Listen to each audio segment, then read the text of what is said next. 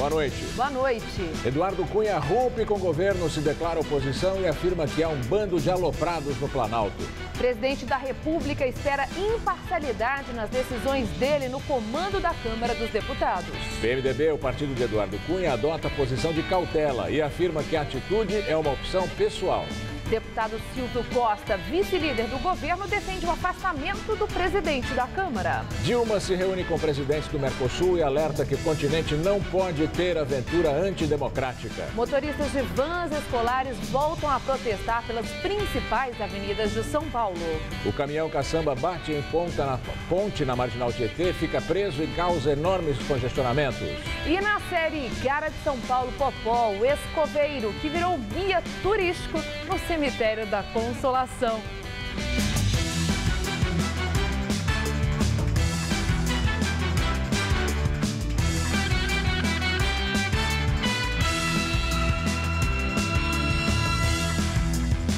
Motoristas de peruas escolares voltam a protestar em São Paulo. Grupos saíram de vários pontos da cidade em direção ao Pacaembu.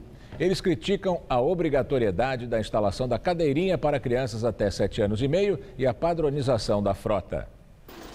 Ainda estava escuro quando os condutores escolares da Zona Leste se reuniram na Avenida Aricanduva.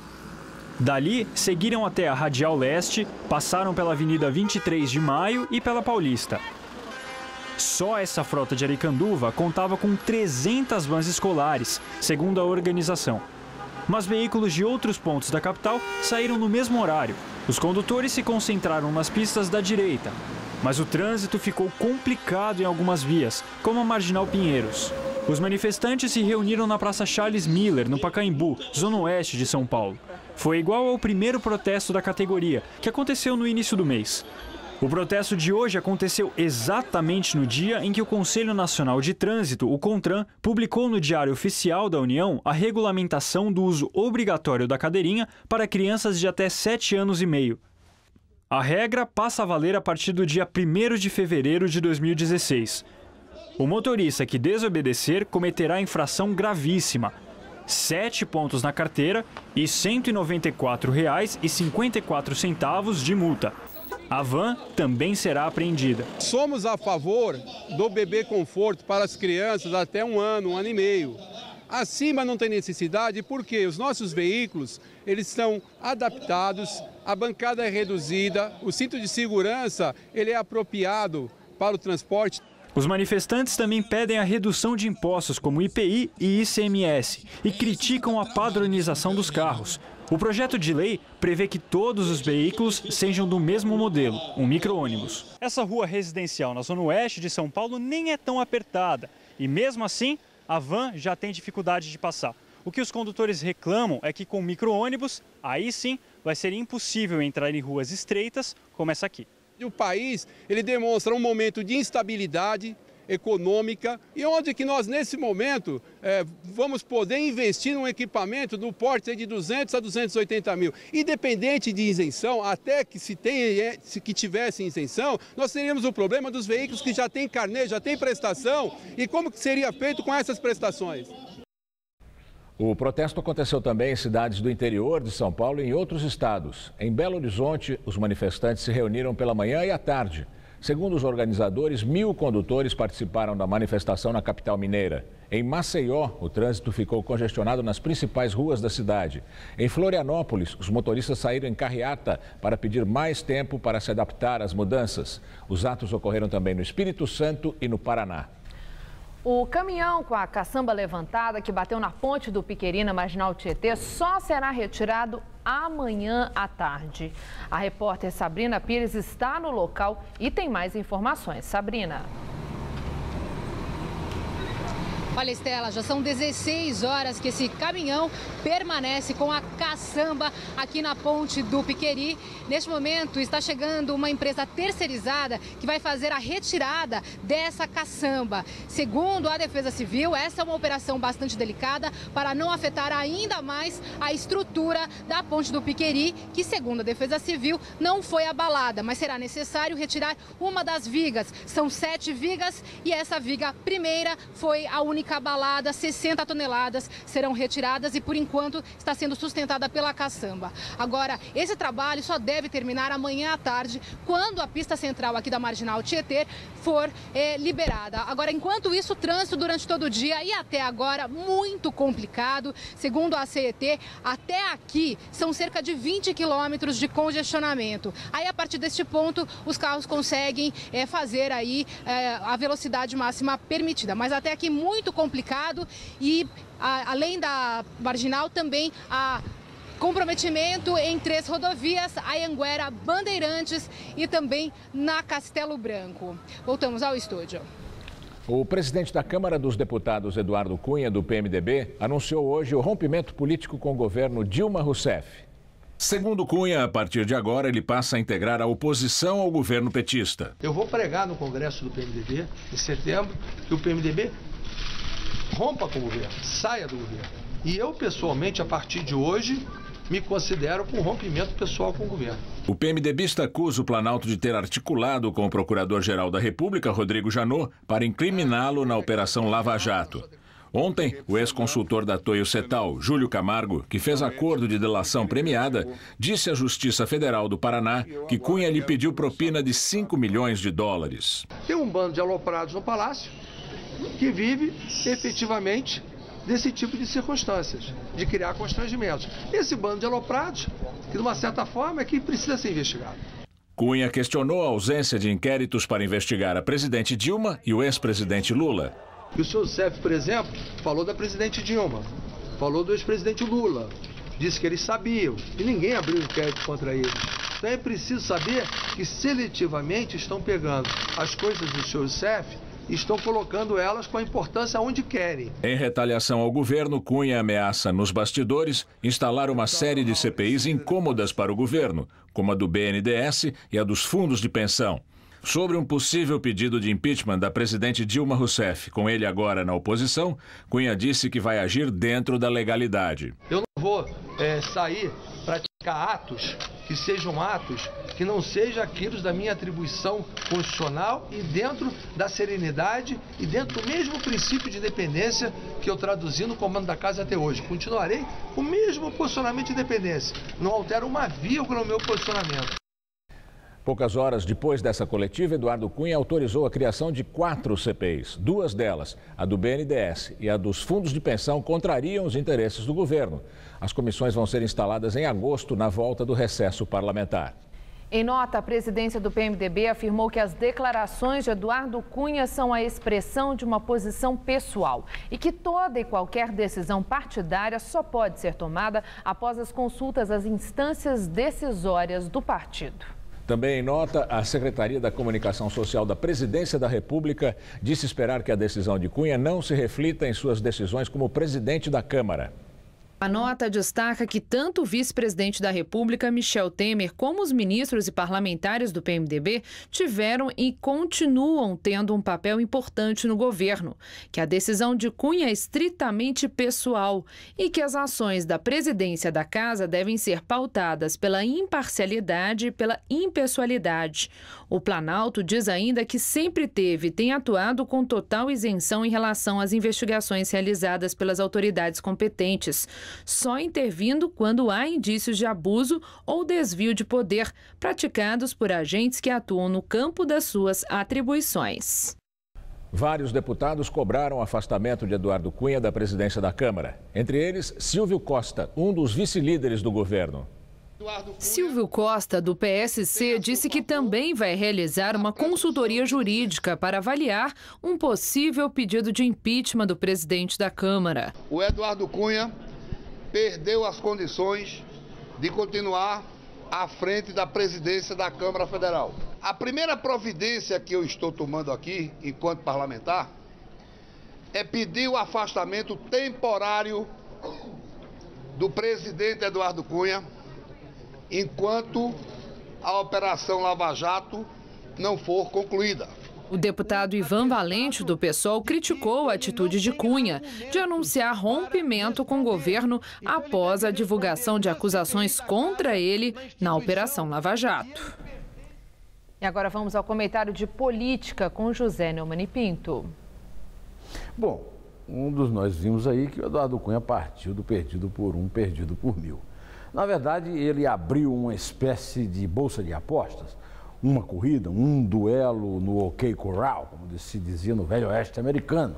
Quer dizer, a grande questão agora é saber se o oficial de justiça vai chegar e bater a porta do gabinete dele antes de algum emissário do Congresso e avisar a presidente que ela foi impedida em seu cargo.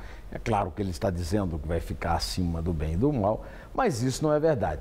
Isso aí não é a prática que se espera de uma pessoa que está no estado em que ele está acusando todo mundo. Ele vai partir para o tudo ou nada, e a presidente já partiu para o tudo ou nada quando se encontrou com o senhor Lewandowski e José Eduardo Cunha na cidade do Porto, numa escala de uma viagem para Moscou e para a Itália. Esse encontro é um encontro absurdo do ponto de vista institucional, na situação em que ele está dependendo do Lewandowski para se livrar de processos no Supremo. O Lewandowski vai assumir o recesso, né, o plantão do recesso. Ela não podia ter encontro nenhum com ele em lugar nenhum. O Eduardo Cunha deixou uma coisa bem clara e que é verdadeira. Por exemplo, é uma hipocrisia se ficar aí condenando o João Vacari, o Felipe, tesoureiros, como já foi condenado o Delúbio.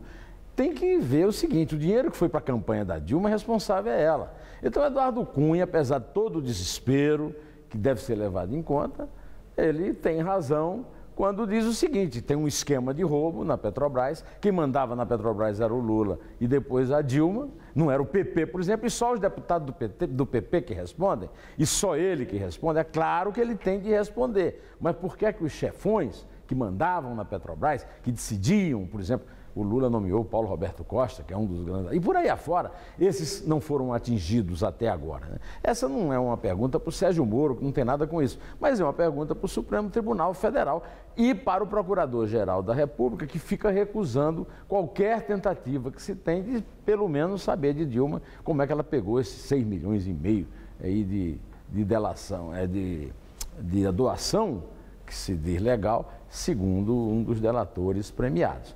Quer dizer, nós estamos aqui no meio de um duelo e só esperamos que as balas não peguem na gente, né? Porque é o que está acontecendo até agora. Quem sofre mesmo com essa crise é o trabalhador que está desempregado, que perdeu renda, o empresário que teve que fechar seu negócio. Bom, espero que seu fim de semana seja mais tranquilo do que o deles e que na terça-feira, aliás, na quarta-feira, essa semana eu virei na quarta. Eu estarei aqui de volta direto ao assunto em terra. E daqui a pouco, no Jornal da Gazeta, mais informações sobre a crise política. Foi como coveiro que Francivaldo Gomes começou a trabalhar num dos maiores cemitérios da cidade de São Paulo, o cemitério da Consolação. Mas em pouco tempo, a curiosidade desse cearense o transformou num guia turístico do local. O popular Popó conhece cada alameda, cada cantinho e cada túmulo e mausoléu. Ele é um personagem que é cara de São Paulo. Que ele tem o dom da palavra, o visitante já nota de cara. Estamos aqui no cemitério da Consolação para mais uma visita monitorada. Esse comunicador nato nasceu em Crateús, no Ceará, e o grande sonho do menino era vir para São Paulo. Era uma família sofrida, né? Então a minha vinda para cá foi para poder ter um bom trabalho, uma vida melhor. Na Selva de Pedra, ele trabalhou na construção civil e depois foi porteiro. No ano 2000, passou num concurso para trabalhar no Cemitério da Consolação, mas numa função bem diferente, a de coveiro. Só que o interesse por arte e pela história do país o conduziu a ser guia turístico do cemitério. Aliás, o primeiro da cidade, construído em 1858. Em pouco tempo, devido à suposta semelhança com o ex-pugilista baiano, passou a ser conhecido pelo apelido Popó. Quando chegou a São Paulo, o Francivaldo só havia estudado até a 5ª série, mas ele foi buscar conhecimento. Passou a frequentar a Biblioteca Mário de Andrade e terminou os seus estudos aqui na capital paulista. Aí, o próximo passo é que, além de conhecedor de todo este labirinto que é o cemitério, ele virou um verdadeiro especialista nas famílias sepultadas aqui. Ele sabe tintim por tintim o passado de Domitila de Castro Canto e Melo, a Marquesa de Santos, amante de Dom Pedro I. Ela foi uma benemérita, doando, na época, 4 contos de réis para benefício deste local. Outra parada obrigatória é no túmulo do escritor Monteiro Lobato, o mestre da literatura infantil, e também no de outro escritor, o modernista Mário de Andrade. As pessoas usavam de uma forma mais poética, faziam uma homenagem aos seus entes queridos e não mediam o valor nem as condições que iam pagar para um construtor, para um escultor fazer uma homenagem ao seu ente querido. Há quem diga que o passeio com o Popó confirma a fama do cemitério de ser um museu a céu aberto. Eu gosto muito porque marca o cemitério de uma forma muito mais interessante. Ele traz vida, né, para essas histórias. Popó tem orgulho do seu ofício e não esconde o amor pela grande metrópole. Pelo fato de amar esta cidade de São Paulo, eu posso falar de todo o coração mesmo que eu ajudei a construir esta cidade.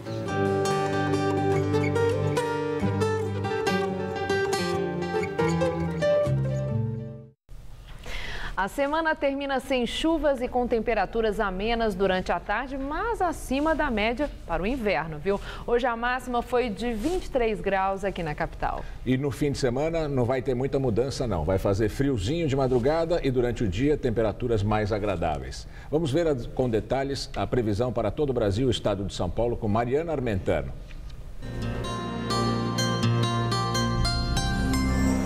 Grande parte do país vai ter um fim de semana de tempo firme por causa da massa de ar seco. Já no sul do Brasil, o sol aparece um pouco mais, mas ainda há chances de chuva, principalmente em parte do leste de Santa Catarina e do Paraná. No leste gaúcho, o ar frio traz bastante nebulosidade, mas a chuva dá uma trégua nesse sábado. Nas outras áreas do país, poucas mudanças, sendo que no litoral nordestino chove a qualquer hora e o mar continua bastante agitado, com ondas de até 3 metros de altura da Bahia até o Rio Grande do Norte. Faz frio nessa madrugada no sul, mínima de 11 graus em Porto Alegre e 12 em Curitiba. À tarde faz só 20 graus na capital gaúcha e 17 na capital paranaense. Em Salvador vai fazer 27 graus amanhã. Em Maceió, 28. E na capital fluminense, calorão de 30 graus amanhã à tarde. Aqui no estado de São Paulo, os ventos que sopram do mar aumentam a nebulosidade no sul paulista e nas regiões da Baixada Santista, Sorocaba e também aqui na capital. No extremo sul do estado, chove a qualquer hora do dia. Na região de Sorocaba, ocorrem pancadas rápidas e isoladas à tarde. Nas demais áreas do estado, a massa de ar seco mantém o tempo firme. Aqui na Grande São Paulo, o dia será de muitas nuvens, breves aberturas de sol e temperaturas agradáveis. Nessa madrugada, mínima de 14, máxima tarde de 24 graus. No domingo, o sol aparece mais e a máxima vai aos 25. E a semana começa com poucas mudanças. Na segunda-feira, sol entre poucas nuvens e temperaturas entre 13 e 25 graus. Uma casa invadida há 3 anos na região do Sacomã, na zona sul da capital, abriga cerca de 60 viciados em crack. Eles dizem que estão lá para se afastar das drogas e que o local seria uma espécie de clínica de reabilitação. Mas a casa não tem estrutura adequada nem profissionais especializados para atender os dependentes químicos. A dona do imóvel ganhou na justiça a reintegração de posse que deve acontecer a qualquer momento. Na casa de 2 quartos e 1 edícula, vivem 60 pessoas juntas. Eles dividem as tarefas na cozinha e fazem questão de manter tudo limpo. César foi um dos primeiros a vir para cá. Uma pessoa cuidando da outra, a gente consegue parar com o crack. 2 não sente abstinência ao mesmo tempo, né? Um com o outro, é muito difícil. Luciano foi quem começou a abrigar os dependentes na casa, que já havia sido invadida antes por um morador de rua, há 3 anos. Ele diz que precisou criar um projeto chamado de Crack Zero para atender essas pessoas e que elas estão aqui há 1 ano e 2 meses. A situação do jeito que está aqui é um pouco apertada. Eu não posso dar luxo para eles, mas eu dou uma qualidade de vida muito diferente de onde eles estavam e transferindo ele para a família dele. Desde 2011, Luciano já fazia um trabalho parecido na região do Ipiranga, onde ele mora com a família. Rogério, que foi viciado em crack por 20 anos, Se diz recuperado com o programa e hoje quer ajudar outras pessoas. Se encontra uma pessoa que dá o amor, dá o carinho, a atenção, abre as portas da casa dele, da família dele, para você, ninguém mais quer sair. Um dos princípios daqui é que os dependentes químicos não usam medicamento em momento algum. É tudo na base do suco de limão e do café. Eu acabo dizendo dessa forma, o limão não é cura para nada, não é cura para nada. O limão apenas consegue resolver o lado da abstinência. O café vem dar um banho para lavar, aclopa todo esse tipo de odor, então acaba fechando o sistema e inibindo o cérebro de ter esse tipo de contato direto com o sabor que se tem, que é a necessidade da droga. Mas a Secretaria da Saúde alerta que o método não é comprovado. Diz também que o local não se configura como uma clínica de reabilitação, apenas como casa de acolhimento. Vamos dizer assim, que ele pega o mendigo, né, o morador de rua, tira do entulho e coloca de volta para a sociedade, mas transformado. Em 2014, 3 pessoas ficaram feridas ou morreram a cada hora, vítimas de acidentes de trânsito em São Paulo. É o que mostra um estudo da Prefeitura divulgado nesta semana. Especialistas dizem que o excesso de velocidade está por trás dessa triste estatística. Acidentes de trânsito têm causas bem definidas, dizem especialistas. Álcool, fadiga, a distração causada pela tecnologia ao volante. Mas é o acelerador do carro que define o risco de morte num acidente. No ano passado, 1.249 pessoas morreram em acidentes de trânsito na capital, 8% mais que no ano anterior. Para a Associação Brasileira de Medicina de Tráfego, reduzir as mortes depende de um trânsito menos veloz. A velocidade é o primeiro fator desencadeante do acidente. Quanto maior a velocidade, quanto maior a energia cinética do veículo, maior são as lesões, maior a possibilidade de óbito, maior a possibilidade de sequelados nesse acidente. Para especialistas, o aumento do número de mortes está relacionado também ao comportamento do pedestre. É que a vítima mais frequente tem se arriscado além da conta. O motorista reclama. Muitas vezes o farol está aberto para o carro e eles entram na frente. Eles não sabem a lei da preferência, que é na conversão. Em qualquer situação eles se jogam na frente. Eles não respeitam o farol. Tem sinalização deles, a faixa de pedestre. Quando está vermelho tem um monte passando. A gente tem que tomar cuidado para não atropelar. E não é difícil flagrar. A faixa de segurança está só alguns passos à frente. Mas a desculpa da pressa, do hábito, faz muita gente cortar o caminho. Um pouco da pressa e um pouquinho da correria do dia a dia, a gente acaba perdendo um pouco esse esquema aí, né? Aí você arrisca. Aí arrisco. Eu atravesso na metade da rua só quando eu tenho certeza que não tem nenhum carro, né? Você olha para os dois lados e tal, é a minha segurança. Para a Abramet, as campanhas de educação no trânsito devem ser permanentes. A principal coisa é educar desde a infância até o final da adolescência, a gente mudar a cultura com relação à mobilidade humana é uma necessidade real, né? Além disso, fiscalizar, fazer campanhas e campanhas que tenham início, meio e não tenham fim, sejam eternas. Bandeirolas, pessoal orientando o trânsito, como atravessar, só que não seria num local determinado, mas sim de um local amplo, que seria toda a cidade de São Paulo. Em tempos de crise, comprar em brechós pode ser uma boa alternativa para quem quer economizar. E de quebra, adquirir uma peça única, cheia de história.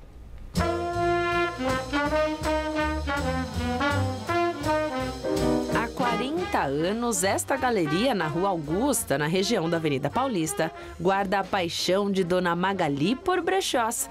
Aos 82 anos, ela mostra, inclusive, o macacão que comprou para revender, mas ficou com dó e agora desfila com o modelito. São peças antigas, clássicas do tempo que a própria Dona Magali era apenas uma mocinha. E são peças únicas. Este casaco de pele original custa R$ 900. Já este kilt, vindo direto da Escócia, sai por R$ 290. A maioria é de marca boa, porque tudo que eu gosto é bom. Já neste outro brechó, na Zona Oeste, no bairro de Perdizes, a coleção começou há 25 anos com um antiquário de móveis e objetos de decoração. Entre as roupas, tem até vestido de noiva. Basta desembolsar R$ 250 que o casamento pode ter um vestido original diretamente da década de 1970. E por aqui, a etiqueta com a marca dos produtos pouco importa. Grife, basta ter dinheiro. Estilo, precisa ter cultura. E para confirmar que em um brechó pode se encontrar de tudo. Do acervo desta loja, que é uma das maiores aqui da cidade, sai grande parte dos figurinos encontrados nas principais revistas de moda do país e também em novelas, minisséries e programas da TV brasileira. Existe o brechó, que é o vintage, em que a gente trabalha o melhor de cada época. Existem também os brechós que a gente chama de segunda mão. Cansou-se da roupa e vai ser vendida. E também tem os brechós que a gente chama de ponta de estoque.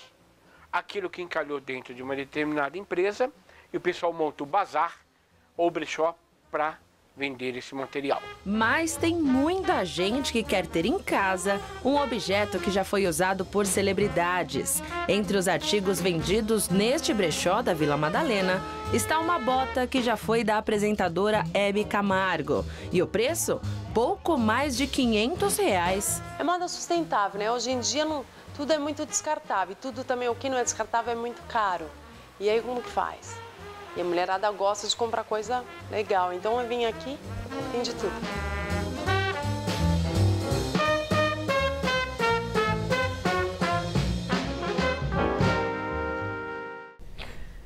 E agora as notícias do esporte com Rodolfo Camerini e Celso Cardoso. E neste fim de semana temos a 14ª rodada do Campeonato Brasileiro. Uma rodada com destaque para os clássicos regionais, não é, Celso? Pois é, temos um confronto carioca e um confronto paulista programados para domingo. Mas a rodada será aberta amanhã com 3 jogos. Às 6h30 da tarde deste sábado jogam Flamengo e Grêmio no Maracanã, Internacional e Goiás no Beira-Rio.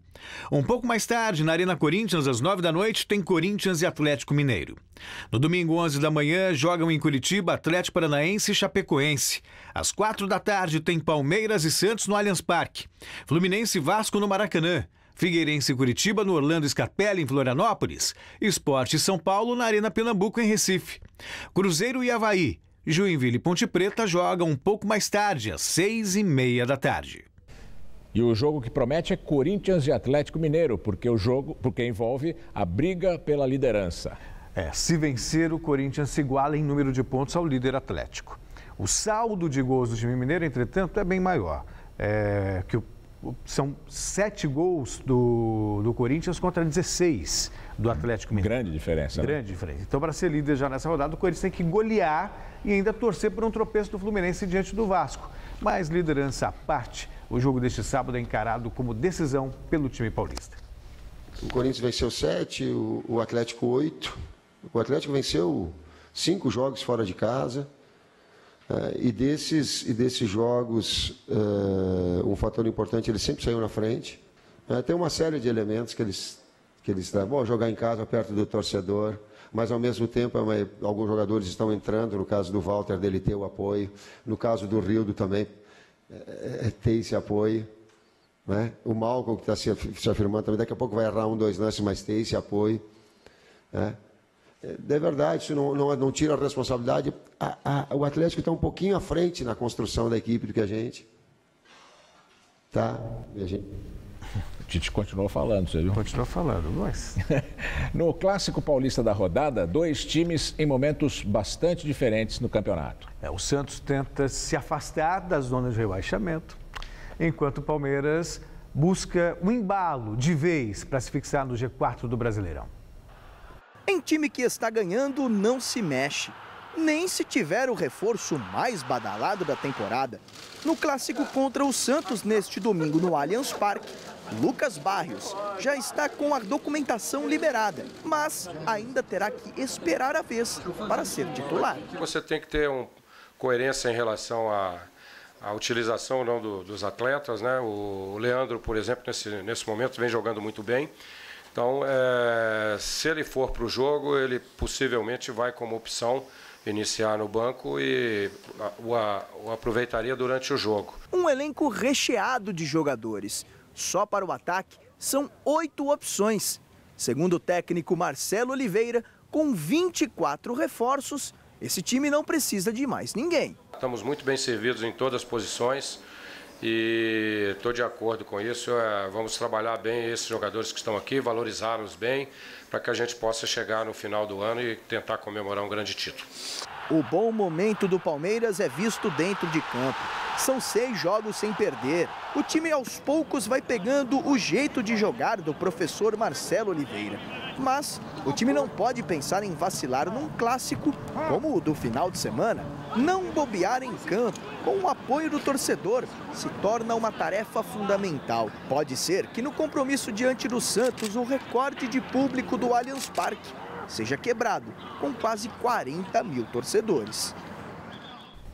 Bom, Celso, eu quero primeiro registrar meu protesto aqui, porque no Gazeta Esportiva que nos antecedeu, vocês colocaram lá um gerador de caracteres dizendo que o Palmeiras espera o Santos no Allianz Parque para embalar no campeonato. Vocês estão fazendo previsão futurológica? Isso é muito de acordo com cada clube. Esse gerador de caracteres representa, simboliza, traduz o pensamento do clube em pauta, né? Então o Palmeiras quer usar esse jogo realmente para embalar. E tem grande chance. Quer afastar-se da zona de rebaixamento. Quer vencer. Né? Essa é a luta do Santos. De qualquer forma, a expectativa de um grande jogo. O Palmeiras é favorito, lamento muito te dizer isso. Né? Mas... Isso é o que você acha. Veremos na segunda-feira, né? Veremos, Mas se eu tiver que fazer um palpite, sinceramente, o palpite é Palmeiras. Tá bom. E aí, outro jogo importante, obviamente, Corinthians e Atlético Mineiro, porque envolve ali a briga pela liderança. É daqueles jogos bem interessantes também, mas Corinthians tem um leve favoritismo. Vamos ter 2 grandes jogos, pelo menos, né? Sem dúvida. 3, né? Fluminense e Vasco também acredito que são bons. Claro. Obrigado, Celso. Boa noite. Até segunda-feira. Até segunda. Bom fim de semana para você. Obrigado. Estela. E agora vamos ao comentário de cultura com César Diop. Os apaixonados pelo desenho animado têm programa certo neste fim de semana. A 23ª edição do Anima Mundi, Festival Internacional de Animação do Brasil. O evento chega do Rio amanhã, na Cinemateca Brasileira e na Caixa Belas Artes. Na programação, 450 filmes de 40 países. Entre os destaques, a pré-estreia nacional do longa O Pequeno Príncipe, produção francesa elogiada no Festival de Cannes. Outra estreia é a do brasileiro Nautilus, a primeira aventura de Colombo, de Rodrigo Gava, com a presença do diretor. Saiba mais em animamundi2015.com.br. E estreia hoje na capital paulista o musical Barbaridade, que chega ao Teatro Sérgio Cardoso após muito sucesso no Rio. O elenco traz Osmar Prado, Edwin Luiz, Marcos Oliveira e Estela Maria Rodrigues, substituta de Suzana Vieira, que se contundiu. O texto final foi criado a partir de argumentos de Luiz Fernando Veríssimo, Ziraldo e Zuenir Ventura.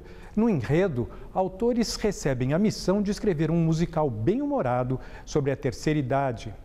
E o Museu da Diversidade Sexual, que fica na Estação República do metrô, abre hoje a primeira mostra Diversa, expressões de gêneros, identidades e orientações.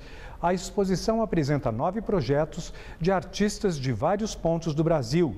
Entre fotos e textos, eles abordam de maneira profunda as questões de gênero, a luta contra o preconceito e a busca pela visibilidade LGBT. Patrícia Cholakov, Ricardo Dom, Ana Maria Macedo e Rodrigo Casale estão entre os artistas participantes. Já na Pinacoteca do Estado, entra em cartaz amanhã a exposição Paisagem na Arte. São 3 séculos da pintura britânica no acervo da Tate Gallery de Londres. De Gainsborough a Turner e Constable, até Ben Nicholson e Richard Long. Dos pré-românticos ao século XX, estão todos lá. Outra mostra, que abre amanhã na Pinacoteca, apresenta 68 esculturas, pinturas e desenhos de Marino Marini, um dos nomes fundamentais do modernismo italiano. A mostra chega de Florença. Boa noite.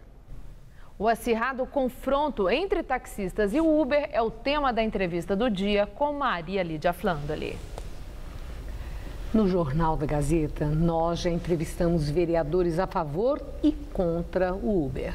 E também o diretor-geral do Uber no Brasil. Hoje eu entrevisto Natalício Bezerra da Silva, que é presidente do Sindicato dos Motoristas de Táxi de São Paulo. Muito obrigada por estar conosco, uma oportunidade de ouvirmos o lado dos taxistas que não estão aceitando a atividade de oferecer transporte privado exercida por essa empresa Uber. E eu já ouvi de muitos taxistas dizerem que o que está acontecendo agora é uma concorrência desleal. Desleal por quê? Boa noite, Maria Elisa. É desleal pelo seguinte, quem é essa organização? Porque eu não vou tratar de empresa, não sabemos o endereço nem o CNPJ dessa organização. É uma organização que veio para o Brasil, se instalou e trabalha ao bel prazer. Eles não estão enganando os taxistas, fazendo uma concorrência desleal aos taxistas, e sim aqueles que estão trabalhando com eles, que eles estão explorando esses cidadãos de boa fé, que pagam uma fortuna num automóvel, vai trabalhar para eles, paga um percentual para eles, sem nenhuma garantia. Então, eles estão enganando não só os taxistas, como os cidadãos que estão trabalhando para eles. Agora, seu Natalício, mas ninguém está indo amarrado, né? Esses motoristas que estão trabalhando pelo Uber estão adorando esse trabalho, mesmo pagando, o que o senhor falou que é muito alto mesmo, 20%. Certo. Né? Eles pagam para a Uber pela corrida que eles fazem no carro deles, nem é do carro da Uber. A minha indagação é o seguinte: esses motoristas, ou mesmo pessoas que fazem isso num trabalho, como se fosse um bico, não é a profissão deles, tem estudante, tem mulher que leva filho para o colégio, deixa no colégio no meio da tarde, aproveita para trabalhar, complementa a receita dentro de casa, e estão fazendo e acham que é bom, que não se sentem explorados. Isso é problema dos taxistas ou é problema deles e do próprio poder público, que tem que saber direito como é que é essa relação de trabalho? Primeiro, eu quero pedir às autoridades desse município, o prefeito, o governador do estado, para ver isso. Isso é um afronto às autoridades. Um vendedor de pipoca que vai lá na porta de uma escola, ele tem que ter uma licença da prefeitura. Os camelô tem que ter uma licença da prefeitura. Por que essa organização trabalha aqui sem ter nada? Ninguém sabe nada desse pessoal. O diretor-geral que veio aqui, do Uber, ele falou que eles querem a regularização, que eles pedem ao poder público a regularização, que eles têm endereço sim, que eles pagam impostos, mas eles não conseguem a regularização. Por que, no seu entender, o poder público não regulariza? Ele fala isso, é mentira deles, eles não querem regulamentar. Nem aqui, nem em país nenhum onde eles estão. E por que o poder público não acerta essa situação? O poder público já está agindo. Quero agradecer o prefeito de São Paulo, que já está mandando apreender o carro deles. Já aprendeu vários. Né? O governador do estado não entrou ainda, não é pertinente ao governador do estado e sim ao prefeito. O prefeito, é bom que se diga, tem nos ajudado. Nós havíamos pedido todos os alvarás, um promotor público entrou com isso, o prefeito recorreu junto com o sindicato. E agora nós entramos com ação na justiça e essa semana nós vamos saber do resultado. Temos certeza que nós vamos ganhar essa ação. Já havia uma liminar, né? Essa liminar não foi por nós, foi um outro sindicato. Agora nós entramos... O seu sindicato? Nosso sindicato, Sindicato dos Taxistas Autônomos de São Paulo. E nós vamos ganhar essa ação. Temos a ajuda do prefeito, do senhor secretário de transporte e tenho certeza que essa organização clandestina não vai ficar no Brasil, não vai ficar em São Paulo, porque eles não têm cunho legal para isso. Agora, o que de fato os taxistas querem? Que eles regularizem e que seja uma concorrência em igualdade de condições, ou que eles não entrem no mercado para não incomodar vocês e não ter concorrência. O que os taxistas querem de fato? A senhora falou os taxistas querem regulamentar. Eu falo a categoria. O que a categoria quer? Não quer essa regulamentação. Por quê? Porque não quer pelo seguinte, todos os profissionais, médico, engenheiro, advogado, a senhora que é jornalista, não vem um cidadão que não fez uma faculdade e querer trabalhar de jornalista aqui dentro dessa emissora. O taxista, ele tem um condutáxi, fez um cursinho para ingressar na profissão de taxista, tem um alvará, o carro dele é legalizado, sabe quem é esse motorista qualificado, tira todos os atestados da polícia, primeiro e segundo distribuidor, para trabalhar na profissão. Mas regularizando, eles poderão ser obrigados a fazer isso tudo Essas também. Essas pessoas, nós não sabemos quem é. Quem é esse motorista a trabalhar na Uber? Ele tem passagem pela polícia? Ele tem condição? Está se falando muito engravatadinho, bonitinho, que tem um carro super luxo. Será que esses motoristas da Uber vai lá na periferia, pegar lá a filha de um operário, a esposa dele que vai dar luz, lá no mato, no atoleiro, naqueles lugares? Não vai, eles ficam nos jardins, eles querem filé mignon. E filé mignon todo mundo quer. E é isso os taxistas. O que é bom para a população é o que nós queremos. O que acontece? Algumas pessoas que fazem restrição, não querem andar num carro branco, nós temos aí 200 e poucos carros, luxo, cor preta, azul, amarelo, é um táxi credenciado. Aquele cidadão que entra naquele carro, ele sabe que esse motorista tem condição de servir a população de São Paulo. Certo. A última questão. O senhor falou da população, você falou de andarem bem arrumadinhos, né? As pessoas que usam Uber só elogiam e adoram. E falam, mas falam assim, eu confesso que eu nunca usei, mas eu ouço que eles andam realmente muito bem vestidos, que são educadíssimos, atenciosos, que perguntam, quer que reduza o ar-condicionado, quer que aumente, quer música, quer notícia, o que o senhor prefere, e que não ultrapassa nenhum limite de velocidade, tem a maquininha para pagar com cartão de crédito. Quer dizer, é tudo tão arrumado, tão cortês, tão distinto, que eles acham, esses que usam, que é muito superior ao que, no geral, não todos, mas no geral, os serviços de táxi de São Paulo oferecem. Não estou falando dos carros de luxo que são mais caros, estou falando desses outros comuns que eles puseram no mercado também. E falam mais, e é mais barato que o táxi. Então está mesmo uma luta desigual, a desigualdade. O senhor elogiou o prefeito Fernando Haddad. Por que o prefeito não regulariza a situação desse Uber de uma vez por todas? Ou proibindo, ou regularizando esse aplicativo e essa atividade. Por quê? O que está segurando? Ele está aguardando a decisão da Justiça. Quando a Justiça der o seu parecer, ele vai entrar e vai acabar com isso. Ele não vai regularizar. Não tem espaço para essa empresa. Essa gentileza toda dessa meia dúzia de taxistas, de motoristas que trabalham, é como um namorado. No início do namoro, meu amor, paixão da minha vida, dá balinha, dá tudo. Depois, pancada, né? É isso que eles estão fazendo. São treinados para isso no mundo inteiro. Mas em outros países, eles já foram banidos da profissão. Foram banidos, inclusive agora, numa cidade dos Estados Unidos, pagaram uma multa violenta, entende? E aqui no Brasil nós não queremos isso. Nós queremos e estamos abertos para falar com a população. O que estiver errado na nossa categoria, nós queremos corrigir. É isso que nós queremos fazer.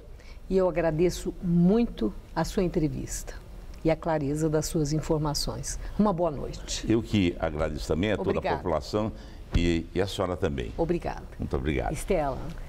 Presidente Dilma Rousseff recebe chefes de Estado para a reunião de cúpula do Mercosul e discursa em defesa da democracia.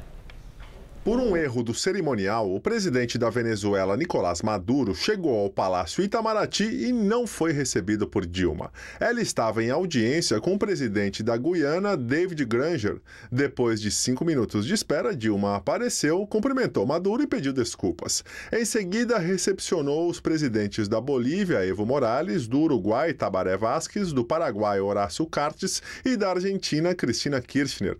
Todos discursaram e participaram de um almoço. Dilma defendeu a democracia e o respeito às instituições. Somos uma região que sofreu muito com as ditaduras. Hoje, somos uma região onde a democracia floresce e amadurece. Temos de persistir neste caminho, evitando atitudes que acirrem disputas e incitem à violência. Não há espaço para aventuras antidemocráticas na América do Sul, na nossa região. Emocionada, Dilma prestou homenagem a Cristina Kirchner, que, com a proximidade das eleições na Argentina, participou de sua última reunião de cúpula do Mercosul. Quero dizer-lhe, querida Cristina, que aqui no Brasil você terá uma amiga sempre pronta para recebê-la e para juntas compartilharmos novamente, sistematicamente, nossos sonhos e nossas esperanças. No final da tarde, Dilma recebeu Cristina Kirchner no Palácio da Alvorada.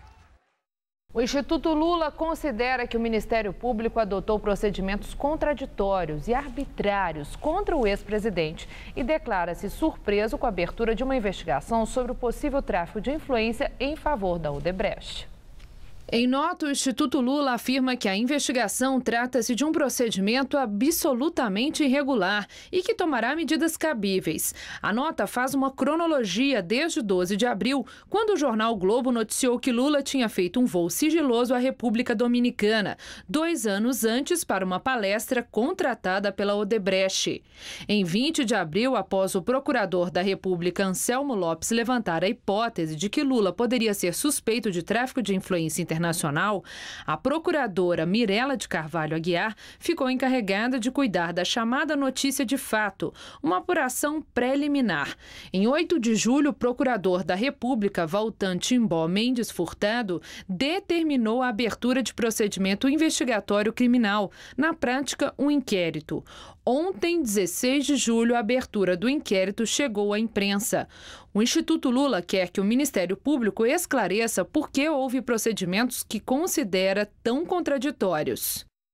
E nós voltamos a falar do caso Eduardo Cunha. O líder do governo na Câmara, o deputado José Guimarães, do PT, disse que a aliança do Palácio do Planalto com o PMDB vai continuar mesmo após o rompimento de Cunha com o governo. Guimarães disse que a aliança vai continuar porque é necessária e fundamental. Ele destacou que o vice-presidente Michel Temer, que é do PMDB, é o articulador político do governo e continuará sendo. E agora o comentário de Josias de Souza, direto de Brasília, sobre o rompimento do presidente da Câmara com o governo. Levado à vitrine por um delator da Lava Jato como beneficiário de uma propina de 5 milhões de dólares, Eduardo Cunha tornou-se um personagem sem sentido. Em vez de se defender, o deputado acusa o governo de armar um complô para implodi-lo. Em público, Eduardo Cunha se declara agora rompido com o governo. Em privado, ele diz que vai explodir a administração de Dilma Rousseff. A Câmara dos Deputados passou a ser presidida por uma caricatura com todos os poderes à disposição do terceiro personagem na linha de sucessão da República. A tese do complô é ridícula. Se o governo dispusesse de algum poder para controlar a investigação, ele protegeria a si e aos seus. Já foram arrastados para o epicentro da Operação Lava Jato a contabilidade da campanha de Dilma Rousseff, ministros tão próximos à presidente como Aloysio Mercadante, o tesoureiro do PT, João Vacari, e o grão-petista José Dirceu. O que Eduardo Cunha diz, com outras palavras, é que o governo deu um tiro contra o próprio peito para alvejá-lo, para atingi-lo. Isso é risível. Eduardo Cunha declarou guerra ao governo. Fez isso com uma coreografia kamikaze, meio suicida. Até o PMDB toma distância do personagem. Convidado a acompanhá-lo, o vice-presidente Michel Temer disse não e desaconselhou o gesto.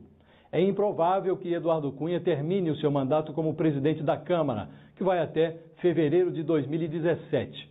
Mas enquanto ele estiver no cargo, pode fazer muito barulho. Por ironia, Eduardo Cunha ocupa na noite desta sexta-feira uma cadeia. Calma, é uma cadeia de rádio e televisão. O deputado leva ao ar um pronunciamento no qual se autocongratula pelo desempenho da sua presidência na Câmara dos Deputados. A esse ponto chegamos. No Brasil, o ridículo, o absurdo ganhou uma hedionda naturalidade. Boa noite.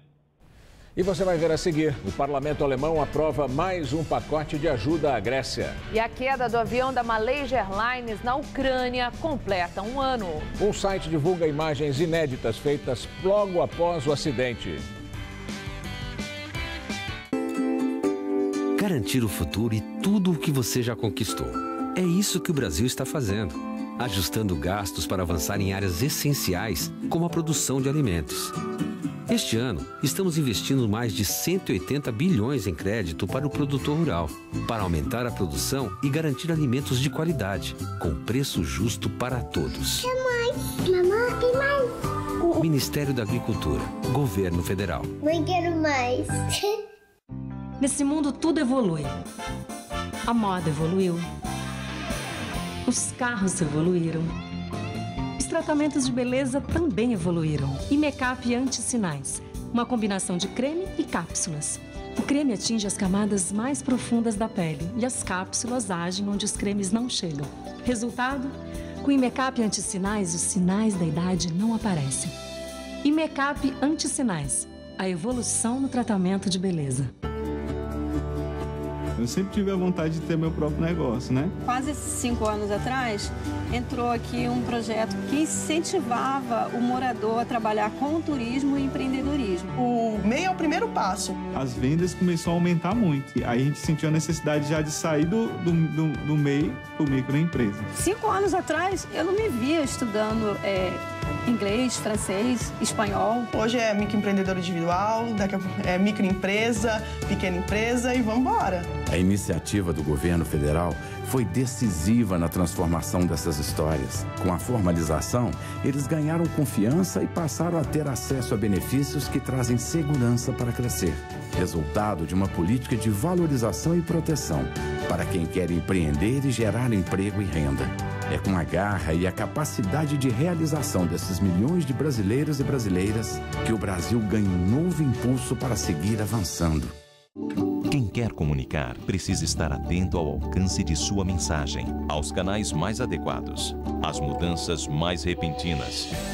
A comunicação evoluiu. A Faculdade Casper Libero leva você ao próximo nível, a pós-graduação. São 4 cursos que ajudam você a ser protagonista nas grandes transformações. Professores com ampla e reconhecida experiência acadêmica, autonomia para montar a grade curricular e escolher sua carga horária, localização privilegiada e tradição no ensino superior em comunicação. Divida sua carreira entre antes e depois. Faça a pós-graduação na Casper Libero. Inscrições abertas. O trabalho do governo federal avança em São Paulo, avança no Brasil. Na saúde, 6 milhões de pessoas recebem medicamentos gratuitos. Com mais médicos, mais de 2.500 profissionais beneficiam 8 milhões de paulistas. Na educação, 340 creches foram concluídas. E o Pronatec qualifica 1.400.000 jovens e trabalhadores. O Minha Casa Minha Vida já realizou o sonho de mais de 398.000 famílias em São Paulo. É o governo federal trabalhando para o Brasil avançar.